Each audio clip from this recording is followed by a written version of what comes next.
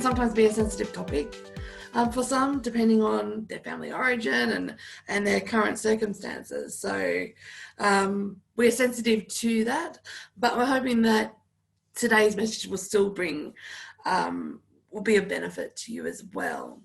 So for those that may not have got organised or got their stuff, I would love you to all grab your pens and papers, something basically to draw on and draw with, because during this first part of the message, I've got an activity to task you with. I would like you guys to draw your family, so you don't have to worry about whatever your artistic talent is. Here is my version of my family. I drew stick figures, so you don't have to be a master artist for this. And you can continue drawing. We're going to do a bit of a show and tell a bit later in the service. So continue drawing while I talk. I don't mind. It's a bit of busy work. I like to do things with my hands while I'm listening to people talk. So go with that. While you're doing that, I want to start with a couple of definitions on family. So family, according to dictionary.com, a family is a basic social unit consisting of parents and their children considered as a group, whether dwelling together or not. Which that's a fine standard version, a definition of family. The Australian Bureau of Statistics defines family as a group of two or more people that are related by blood, marriage, either registered or de facto, adoption, step or fostering, and who usually live together in the same household. So they are just some quick definitions that we can find, a quick Google search. That is a couple of standard definition of family. And we'd probably, or if people ask us to define family, come up with something very similar. But as Terry alluded to in the communion talk, that family nowadays have many definitions and there's much diversity among it in the concept of family. So I want to actually share with you now a video which I found, which actually talks to that diversity of family in today's society. So on the next slide should be a video. Take it away, Sam. Oh my God, did you see the last episode of Gossip Girl? Shannon just found out that Rachel is not her real sister and that she's adopted. Now she's flying to Europe to find her biological parents. I bet it's going to turn out that Antonio from last season is her real father. Why do I have such a boring family? I also want to fly to Europe. A family is a group of people related to one another by blood, marriage, or a strong common bond. Families come in a lot of different sizes and combinations, and there are no right or wrong ways a family should look. One of the primary roles of family is to love and take care of each other. Nuclear families are families that consist of two parents and their children. Kids who have parents who are gay or lesbian may have two moms or two dads. Some kids have a family with just one parent. These are called single-parent families. Others live with extended families where many relatives such as aunts, uncles, and grandparents live together and work towards common goals like raising the children or taking care of elderly grandparents. A blended family is two single-parent families joining together to make a bigger family. Some families do not have children at all. Some consider their pets as family. There are many reasons why a child may not live with their biological parents. In these cases, the child may become a member of an adoptive family that consists of another blood relative, such as a grandparent. Other times, a family friend or another caring adult may become the adoptive parent. Foster parents are people who may be unfamiliar to the child, but want to take care of children who cannot stay with their biological parents. Families, no matter the structure, can be very diverse. One parent may be a different ethnicity or race than the other, or two parents may have different religions. And in blended, foster, or adoptive families, some kids may be a different ethnicity, race, or religion than their parents. Sometimes, as a young person grows up, they create a chosen family. Chosen families usually do not include blood relatives, but instead are made up of friends and other supportive people who take on the role of a family, to love and take care of each other. Of course, families don't always get along, and family members are bound to make you feel angry or upset sometimes. But in the end, their job is to love and care for you. No matter the type of family you have, we hope they give you love and support and make you feel special. Until next time, don't forget to visit me at amaze.org or go to my YouTube channel to watch more. Bye!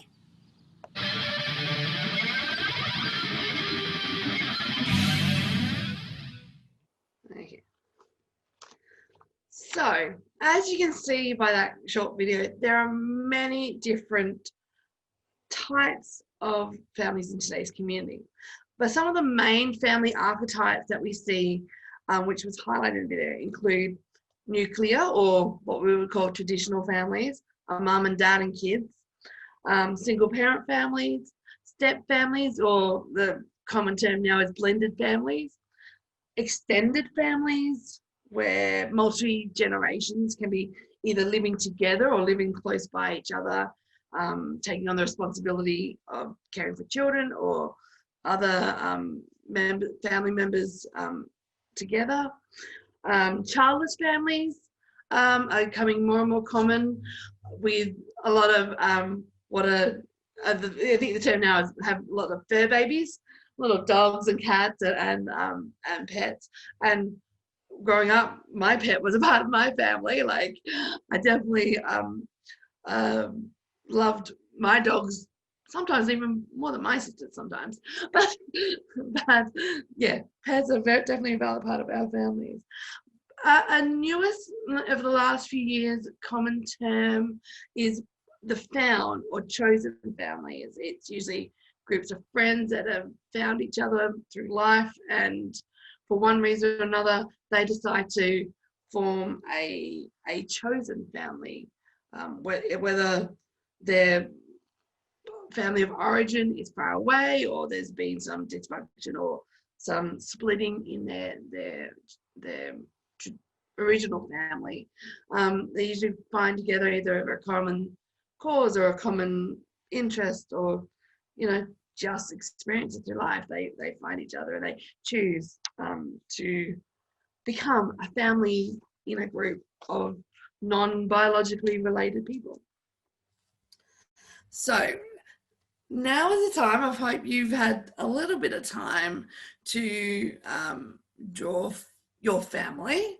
So I want to know who is brave enough and willing to share your drawings. So if we can bring back the gallery, we can think. So if you want to share, like, you can unmute yourself to talk and just kind of wave your hand. I'm going to put you in gallery view on my screen so I can see. All right. Okay. So who's ready? So it looks like Ron's ready to share. Ron? Oh, well, nothing too thing. There's Marion and I, and then we've got our son and our daughter who are married, and the children of that marriage. I'm disappointed that I haven't got another line on there of great-grandchildren. Thank you, Alethea. No worries. Who wants to share next? Who? Okay, I got Lynn there. Oh, well, I'm same as Ron, 3 deep. The 2 parents in the background and the children in the foreground. There's Joshua and Liam and Winnie and Ruby. And as all the grandparents amongst us know, they are precious and they're the next generation. Terry's done a version of our family. I don't know whether it looks like mine or not. Does it, Terry? Nothing like ours. It's just pencil. You won't be able to see it. It was our family in the 1990s with 2 boys with their Collingwood jumpers on, but it didn't come out too well. The priorities in your family. Yeah. Yeah. So, Who else is brave enough to show their... Okay, David? So there we go. you'd think I'd be better used to this. So that's Mary and I. Mary's in the green, I'm in the blue, and that's our dog Cara, and she consistently is our fur baby who gets in between the two of us. She wants to be in the center of everything. No, come on. That's all right. Okay, I can see Nola there. Very good. You need, if you want to speak, you need to unmute yourself. Whose phone's going on? That was the phone here in the office went, and the other one. Mm. Sorry about that. We've had people calling us all morning. I think I can vaguely see yours, Nola. But okay. You need to unmute yourself to tell us about it. That's okay. Yeah, it's going to take. She's not unmuted. That's fine. Yeah, Mary, do I know? Okay. This is my family. I don't know if you can see. There's John in the middle.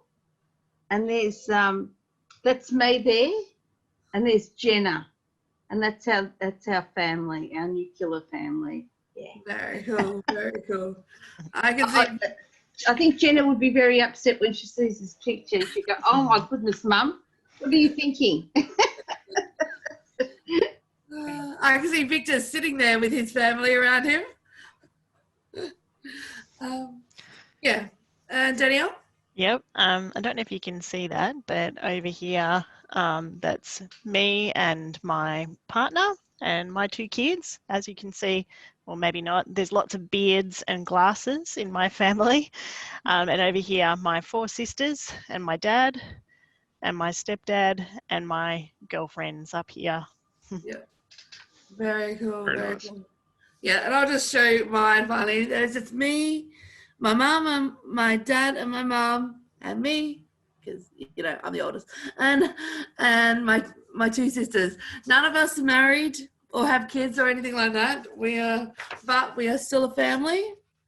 And today, for Father's Day, I'm going to attempt to play an online board game with all of them together. So that's going to be interesting. We're coming from all different states. So, but we are still family, even though we are living in different areas. So thank you for sharing. Thank you for sharing and being willing to share your art with us, but also our families. And as we can see, we've got all different types of families, kids and grandkids, and hopefully one day for some of us, great-grandkids, and that kind of stuff. And some of us have dogs and cats and all that. And it's great to have that. So in preparation for this message, I did a bit of research into what sociology tells us about family. And I came across this quote from Parson and Bales, which says, it's a bit wordy, so I'll unpack it afterwards, which says, families are groups in which people come together to form a strong primary group connection and maintain emotional ties to one another over a long period of time. Such families may include groups of close friends or teammates. In addition, the functionalist perspective views families as groups that perform vital roles for society, both internally for the family itself and externally for society as a whole. Families provide for one another's physical, emotional, and social well-being. Parents care for and socialize children. Later in life, adult children often care for elderly parents. While interactionism helps us understand the subjective experience of belonging to a family, functionalism illuminates the many purposes of families and the roles in the maintenance of a balanced society. So let me unpack that because it's a bit wordy and a bit academically kind of written. Is basically saying that family has 2 basic functions within society. The first is to provide and care for those within the family unit. So that's caring for children, caring for elderly or more vulnerable members of the family. But the second function is to maintain a societal balance. So basically to make sure that our community and world functions as peaceably and to the benefit of the whole. But this morning, I want to focus and drill down into that first function of family, which in today's wisdom, and today's current wisdom, breaks up the purpose of family into 4 main areas, and it'll be on the screen. So they are the care and socialization of children. So raising up children to become well-adjusted adults and members of society, and perpetuating the human race going forward into time. The care for elderly and vulnerable members of society. So, you know, as our parents age, they need extra care. As we got different people are born with different vulnerabilities, disabilities, or other things that they need care for, and family is a primary way to provide care for those members of our family that need a bit of extra help and stuff.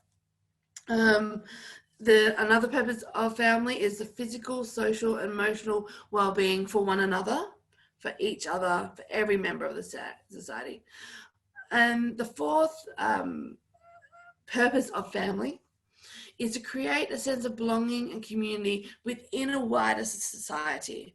Often if we just like go into a crowd, well, when we could go into crowds, kids sometimes feel a bit like alone and a bit like, oh, I'm just one in a sea of people. And if you just think about the population of the world and how many 6 billion, 7 billion people that belong on this earth, that are living on this earth right now, we're like, well, we're just one. But our families help create a sense of belonging and community. A word that's often used now is my tribe. That just seems to be becoming more and more common in vernacular. It's like, well, they're my tribe. So for some of us, their tribe is their favorite footy team, like Collingwood fans especially. But our tribe can be our religion that we choose. It can be our family. It can be our social group. They're my people. They're my tribe. So, but family helps us create that sense of belonging and community. And family structure has changed, or at least what we think of as family structure has changed a bit since biblical times. But there are many verses that I think still relate to us today and still relate to how we see family, and is important for us to learn and to know and to kind of take on as a part of our understanding and our and what we do with the concept of family. So first off, family, the care and socialization of children. So in the Bible, there are many verses about raising children. I think of like Proverbs 22, train up a child in the way they should go, and they'll, when they're old, they will not depart from it, and various verses like this. But I want to share with you this morning first Ephesians 6, 1-4, which Paul wrote. He said, "Children, obey your parents, because you belong to the Lord, for this is the right thing to do. Honor your father and mother. This is the first commandment with a promise. If you honor your father and mother, things will go well with you, and you will have a long life on the earth." Parents usually like that verse when I share that verse, especially with kids and teens. They're like, yes, honor your father and mother, because things will go well with you. But the verse continues, "Parents, do not provoke your children to anger by the way you treat them. Rather, bring them up with discipline and instruction that comes from the Lord." So it's a two-way street. Yes, children honor and obey your parents. But parents, don't exacerbate your children. Like that kind of stuff. And it's brought up again in Colossians, in his letter to Colossians, where Paul writes, "Children, always obey your parents, for this pleases the Lord. Fathers," and we say fathers, we can take it to meaning parents, "do not aggravate your children, or they will become discouraged." So these verses, initially while being directed towards children, also provide direction for parents and for those that are taking on a parental role in the life of a child. So not to aggravate them, but to provide unconditional love and a supportive environment, godly wisdom and discipline. You know, the way that God treats us and shows us as his children, he wants us to do that for the children in our lives. But God's family is not only instructed to care for children, but also to care for the elderly and the vulnerable in our community. We see that in 1 Timothy verses 3-4, and then I'm going to read verse 8 as well, which says, "Take care of any widow who has no one else to care for her. But if she has children or grandchildren, their first responsibility is to show godliness at home and repay their parents by taking care of them. This is something that pleases God." And in verse 8, he continues, "But those who won't care for their relatives, especially those in their own household, have denied the true faith. Such people are worse than unbelievers." So taking care of the elderly and vulnerable in our family is highly important to God. And for us as Christians, that's something that we need to take into account. Now, we are blessed in Australia that we do have facilities and organizations and professionals that we can lean on and turn to help us take care of our families, even if we ourselves are physically unequipped to. But taking care of people is so much more than meeting their physical needs. I remember with my grandfather, as he was getting older, it becoming harder and harder. He was living in his own home, and it was getting harder and harder for us to be sure that he was safe. He was started to go through, develop a bit of dementia. And so, but my aunt couldn't take him into her home just because the way it was set up. Myself and my sister, who was living in our own house, we did not have room or the capacity to provide the physical care for him at that time, and the rest of our family kind of lived further away. So it was a difficult time, but we made the right decision in providing and finding a nursing home, and we actually moved one over time, a nursing home that would actually care for him and take care of him. But our responsibility didn't stop in just finding him a place to live and a place where his physical needs would be taken care of. We still continued to visit, and I would weekly, until I moved here to Melbourne, go and visit him like every weekend, and my aunt would go and visit, because it was important, even as he started not to remember who we were exactly. It was important for us to still provide care and help and assistance in whatever way we can. But as children of God, our family not only includes our specific family unit, whatever that looks like, whether it's a traditional nuclear family, an extended family, a found family, but it also includes God's family, the church. And for those of us who have been around church life for any length of time will have heard and probably used this terminology before, that we are all part of God's family. But when you think about the purpose of family, it can actually bring that turn of phrase into a new light and give it more gravitas than just a throwaway way. Yes, we're all part of God's family. So I want to say, welcome to God's family, where we provide care and support for one another. Ephesians 2:19-22. This is in the Message version. It says, "You are no longer wandering exiles. This kingdom of faith is now your home country. You are no longer strangers or outsiders. You belong here, with as much right to the name as Christian as anyone. God is building a home. He's using us all, irrespective of how we got here, in what he is building. He used the apostles and prophets for the foundation, but now he is using you, fitting you in brick by brick, stone by stone, with Christ Jesus as the cornerstone that holds all parts together. We see it taking shape day after day, a holy temple built by God, and all of us built into a temple in which God is quite at home.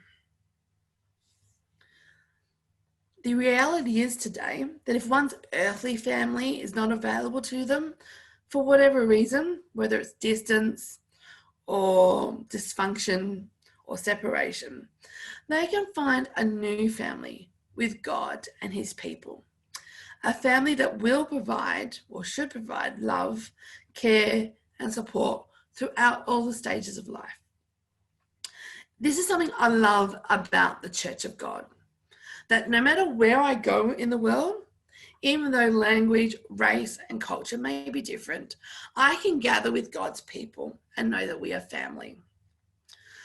Quite a few years ago, I had the privilege of being able to go on a compassion trip to Haiti. And while that was an eye-opening experience, and definitely there was a lot of stuff going on, one of the things I did love was actually going to church in Haiti and actually just being there. They were speaking and singing in Creole.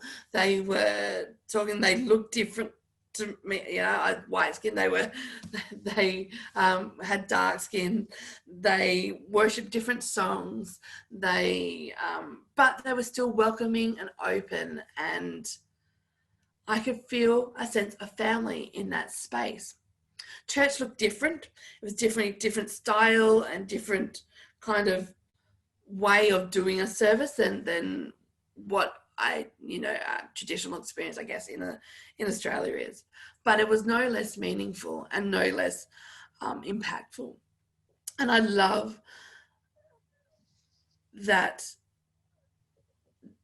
when a gathering of God's people get together, and I've been able to go to gatherings where there are thousands of people in them, but there is a fantastic sense of belonging that is unique to any other gathering I've been to.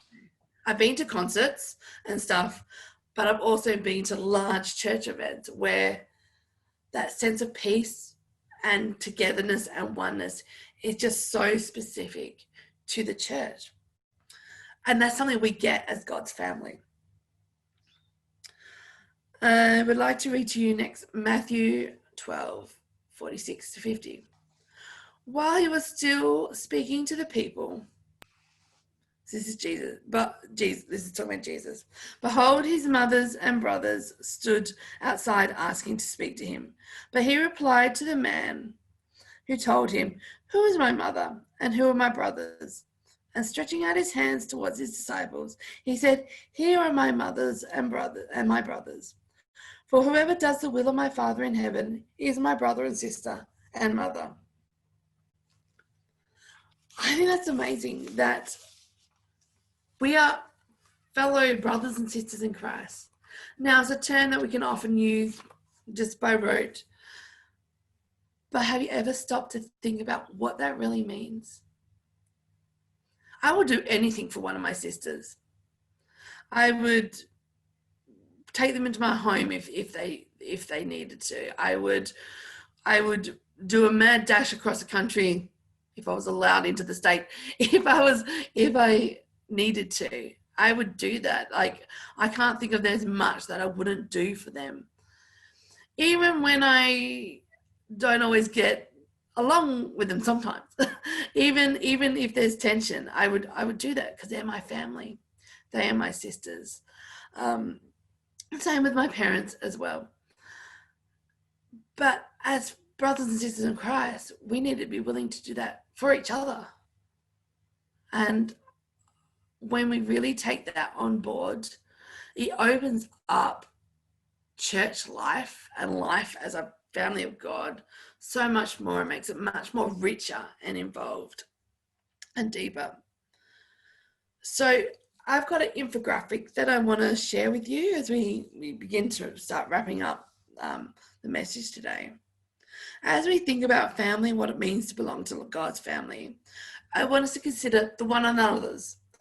As it says on the bottom of this slide, now it may be a bit small. It says, the New Testament commands us to treat one another with love, humility, and respect. We are also to encourage one another to be unified in Christ. Now, this is kind of a summary of the one another's in the Bible. Now, the one another's, there are many and that kind of stuff. So it says, encourage one another, be humble, have compassion, live in peace, confess to one another, don't provoke one another, be like-minded, be kind to one another, be patient to one another. That's usually the toughest one. Be devoted to one another, offer hospitality to one another, even instruct and admonish one another, all within love. Don't grumble, don't slander, be gentle, do good, and accept one another. And these are the things that as God's family that we are encouraged to do for one another. As the church fulfills this mission and lives out this commandment with God, I truly believe people will be attracted by our community, by our family together. And it wouldn't be hard to get people interested or to have people just at least inquire. It's like, wow, Northern Community, you're a real great family together. And that's what I'm looking forward to creating and being a part of going forward. So I've got a few reflection questions to think on. First is, how has your family of origin impacted your life? Your family of origin may not be who you're walking with today, or it may be, but how have they impacted your life? And then also, what does family look like for you today? And finally, what does it mean to you, for you to belong to God's family? Have you ever considered the richer context of being in God's family? We're going to have some music play as for a reflection time, but if you've got a response, feel free to send it through the chat to Northern Community, or email us, or text us on the number 4. We'd love to pray with you and encourage you in this space. So thanks, Sam.